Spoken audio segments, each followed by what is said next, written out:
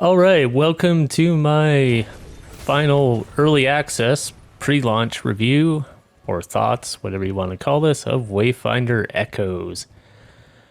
We're going to be sticking away from spoilers. There'll be a few minor things in the background, but probably nothing that you would ever get without context anyways. And I will dive into some of my thoughts on the game and whether I recommend it or not. That part will be coming very shortly in here, but so come in here with me and we'll have a look.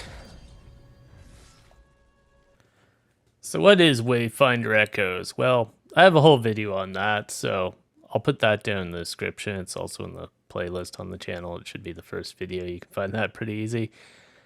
If YouTube's doing its job, it should even recommend it to you off this video. But quick summary, Wayfinder Echoes is an ARPG slash dungeon crawler slash looty game thing. Very much in the line of your Remnant from the Ashes, Path of Exile, Diablo, Outriders, Destiny, Warframe to extent. You got a little bit of Monster Hunter going on in there as well. And to get out of the way early, I'd give this game currently approximately about an 8.5 out of 10. I would highly recommend it if you're a fan of any kind of game in that genre. If what you're looking at in the background looks interesting, anything like that. Get that nice, quick out of the way really fast. So yeah, highly recommend this with the current early access price, I believe, of $25 US or $30 Canadian. It is a steal. It has easily 30 hours just in the main story and major side quests alone. Never mind if you want to go in and get completionists, playing around with builds, leveling up the other characters, doing all the mythic hunts, awakening all the weapons, all the stuff like that. You're going to get quite a lot of bang for your buck, and probably even for, I think, the $40 it's going up to after early access ends when the launch comes out. So you got a lot of that. You got your story. There is post game. You can grind out all your stuff. There are also mythic hunts. A lot of those are just amped up versions of the bosses, but there's a few new ones thrown in there as well. When 1.0 drops on October the 21st, there's also a new Wayfinder and an entire new area and some story updates being added to the game as well to check out. So even what I've got down already is not the entire game by any means. To quickly summarize the gameplay, a lot of it you're going into a dungeon and what's called an expedition. You do various things in the dungeon. If you played Remnant, it's got that kind of same random generation type feel. There's little events in the dungeons, some which will pop up as well.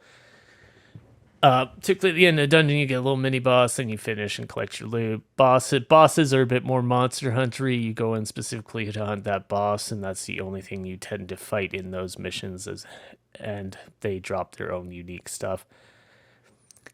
Moving on to from that up note, we'll throw in some down notes, kind of my critiques of the game. There is some leftover stuff from where it was an MMO intended briefly before the depublishing deal fell out. Obviously, they didn't want to remove content that they put the effort into making, but it does feel a little out of place in the game, to say the least. There's like the job board, and there's patrol quests in a later area where it's very much just go pick up 20 things or kill 15 bears or whatever the case may be. Even more so because that typically lands at a point after your main character is likely to almost be max level, so it doesn't even feel completely necessary. Speaking of that, your character being max level, it is very easy to unlock the characters. I had them all within about 6 hours of playing. The few that you can't get right at the start, they do drop in fairly fixed earlier areas that you're unlikely to miss as well. Weapons basically drop randomly. There's not a whole lot of crafting and farming grind involved that makes them like they've dropped that part that they kind of borrowed from Warframe completely when the switch over. Weapons do drop. The skins still exist, but they're all armor pieces and they do drop. However, when they do drop, you do get them as a transmog option. You can switch around and configure your characters however you would like on top of that. Moving on to my next downside. Difficulty. Not that it's too hard. Kind of it's too easy. I was playing on heroic for 99.9% of my playthrough. after starting on the normal for a while. It may vary depending on your build and your luck, I guess, with picking up some of the things you'd want to use, stuff like that. But I never really found that the game was particularly punishing. Deaths are few and far between for me. And heroic difficulty on top of that doesn't actually give you bonus loot or experience or anything. It just makes the enemies, I believe, have more hit points and hit you slightly harder. Uh, that's meant to be to make the game more approachable, and I can appreciate an ARPG being approachable when so many are kind of taking from Dark Souls a lesson that they should be brutally difficult, which I don't think was even necessarily true in Dark Souls, but it's certainly true of a lot of the games that try and take inspiration from that. And there's probably a decent audience out there that doesn't want to deal with that. The same folks who play Zeldas, for instance, which are not known for being extremely kicking your jimmies difficult, we'll say. The other thing I would say is there's a little bit of still clunkiness. I'm going to have a section after I do the main review discussing how the game's builds works and going over some details of that. I'll mention that in there, but you'll notice if you get to that part, the Echoes system particularly, there's a lot of stuff it seems very crowded, and a lot of it seems very samey and similar and hard to necessarily pick out things to intelligently make a build for that part of your character. So that's definitely a concern I'd have there. The biggest concern I have is I was in my mid-game thoughts video as well. Some of the mutators, which are one of Wayfinder's signatures, you can apply elements to your dungeon expeditions and so on. It does change up the loot that you get a little bit and gives you some bonus XP as well. A lot of those consist of just turning parts of the floor into lava or poison or explosions, and that really messes around with the game's combat flow when it does happen. Not always, but because they're random zones.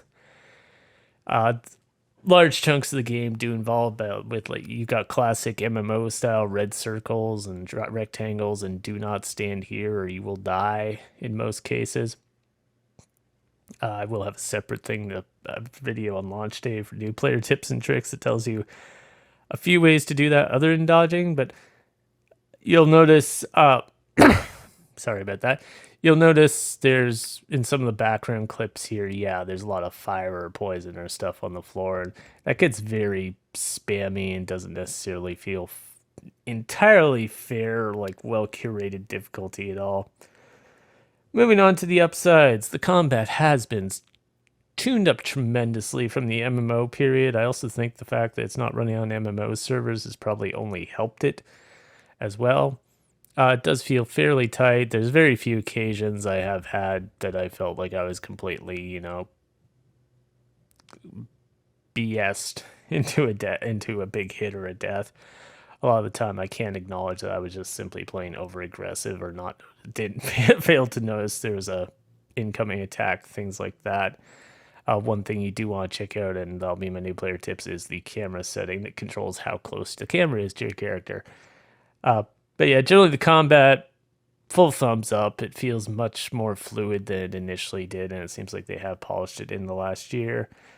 I believe I mentioned heroic difficulty. There's another thing that's basically a difficulty called world scaling. You turn that on and everything tries to keep up to your level. You will eventually max out your level, and the other parts of your build will kind of inflate you as well.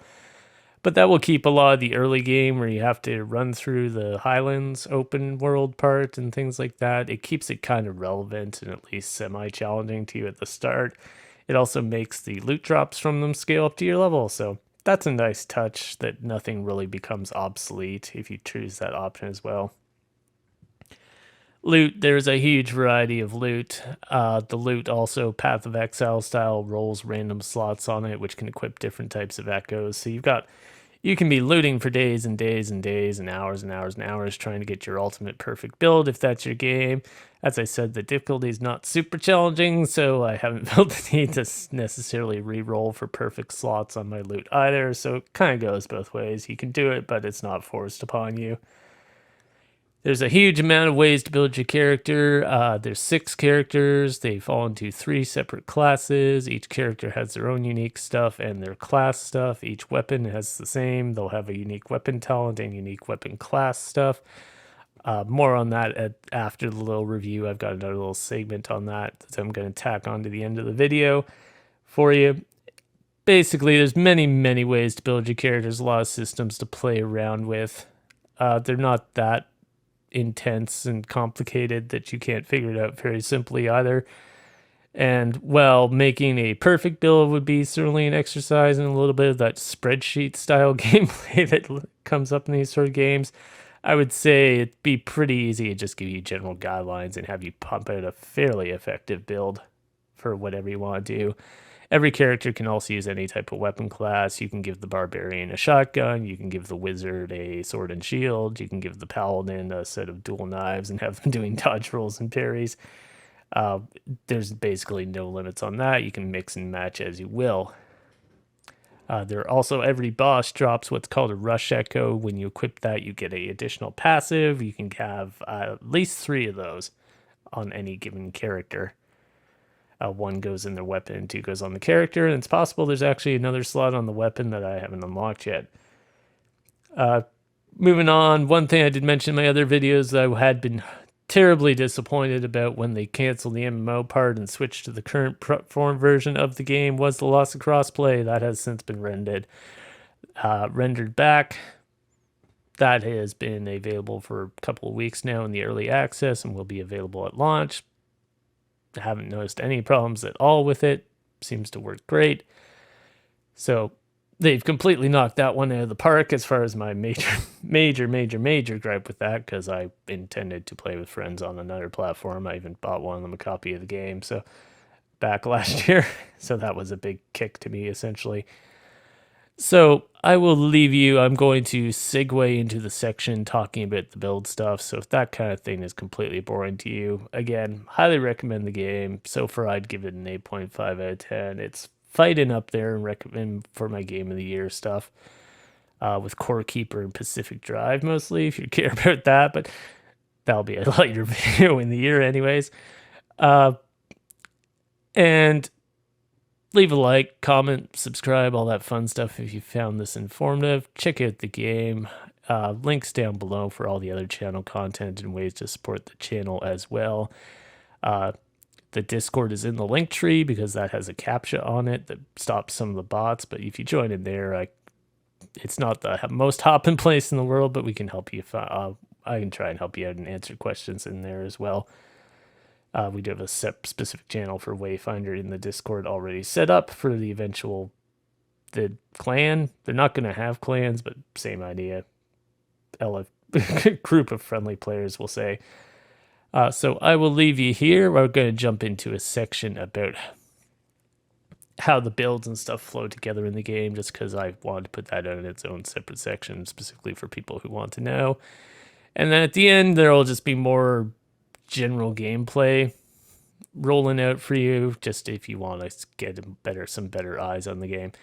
Thanks for checking out this review or thoughts video, and we will hopefully see you in the game next week and a few days.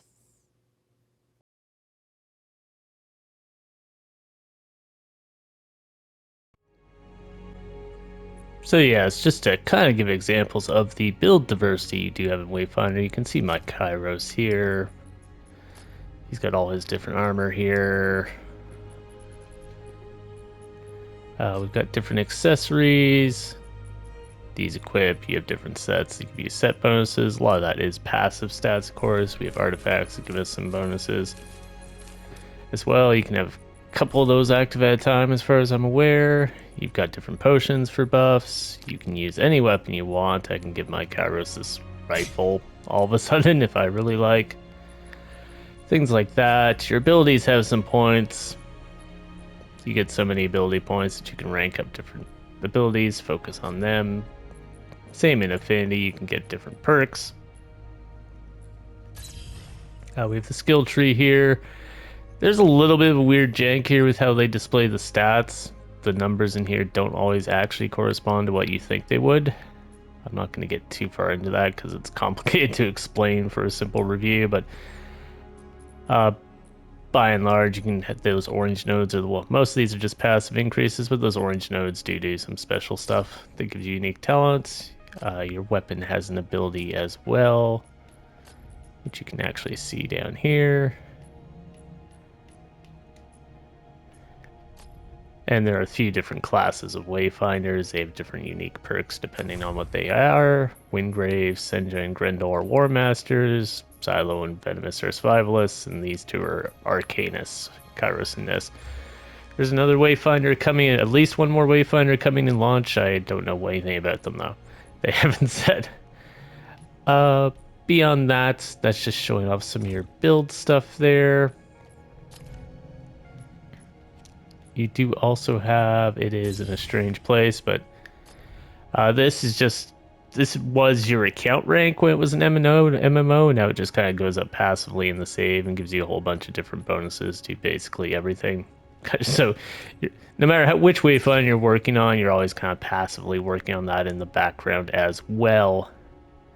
Obviously, that could be kind of daunting to some people. I realize that is something some people will jump all in. It'll be a big positive for them. Other people will be like, oh God, no, get me away from this spreadsheet insanity. Probably the biggest offender of that, while we're talking about, is echoes. You'll see these, they drop from different enemies. You eventually get them into rarities and so on. If you turn on world scaling, the enemies will all scale up. I can go in here, for instance, and I'll just sort by, say I want magical defense. So there's a Battletoad there. This foul wretch has the same as a Battletoad. There's like duplicates. You can't equip two of the same one, but there's some duplicates. There's very similar ones. There's some that are slightly worse, and I don't know why. They don't all even out, even at the same rarities.